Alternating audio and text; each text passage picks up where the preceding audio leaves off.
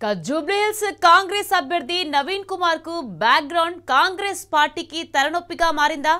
నవీన్ పై ఉన్న క్రిమినల్ కేసులు హస్తం పార్టీ గెలుపుపై ప్రభావం చూపుతాయా? మరోవైపు నవీన్ కుమార్ కు టికెట్ ఇవ్వడంతో అసంతృప్తి నేతల సంఖ్య పెరిగిందా? అలక వహించిన నేతలను బుజ్జగించడం కాంగ్రెస్ అధిష్టానానికి టాస్క్ గా మారిందా? Let's watch the story.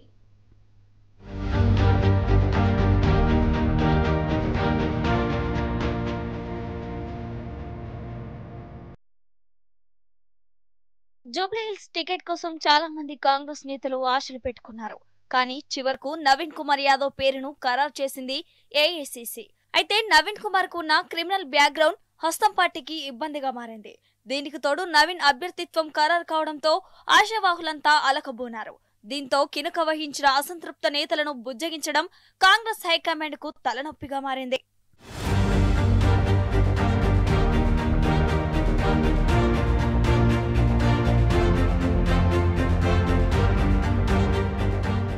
Jubilee Hills ticket కోసం మాజీ MP PCC working president Anjan Kumar Yadav తీవ్రంగా ప్రయత్నించారు. పార్టీలో సీనియర్ అయిన తనకే అవకాశం ఇవ్వాలంటూ అధిష్టానంపై ఒత్తిడి తెచ్చారు. జూబ్లీహిల్స్ నియోజకవర్గంలో పోస్టర్లు సైతం వేసింది ఆయన అనుచర వర్గం.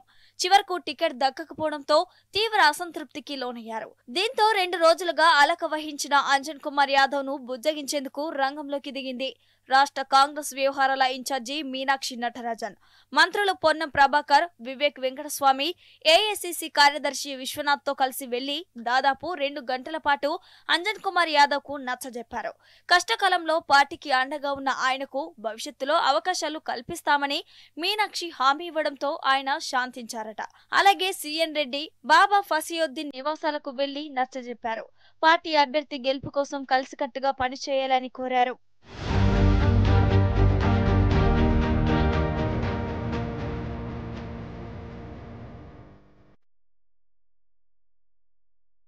జూబ్లీహిల్స్ కాంగ్రెస్ అభ్యర్థి నవీన్ కుమార్ యాదవ్ చుట్టూ వివాదాలే ఉన్నాయి.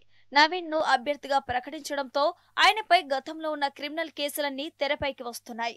రౌడీ షీటర్ గా పేరు ఉన్న నవీన్ యాదవ్ అప్పట్లో ఒక షాపును తగలబెట్టిన వీడియో ఇప్పుడు సోషల్ మీడియాలో వైరల్ గా మారింది. అంతేకాకుండా ఆయనపై ఉన్న గత కేసుల వ్యవహారాలన్నీ ఇప్పుడు సోషల్ మీడియాలో ట్రెండింగ్ అవుతున్నాయి.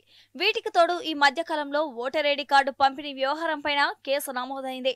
ఈ వ్యవహారం జాతీయ మీడియాలోనూ విస్తృతంగా ప్రచారం కావడం వివాదాస్పదమైంది.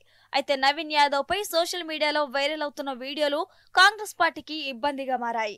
నవీన్ కు ఉన్న క్రిమినల్ బ్యాక్గ్రౌండ్ ను విపక్షాలు ఎన్నికల ప్రచారంలో ప్రచార ఆయుధాలుగా వాడుకుంటే నష్టం జరుగుతుందని హస్తం పార్టీ ఆందోళన చెందుతుంది.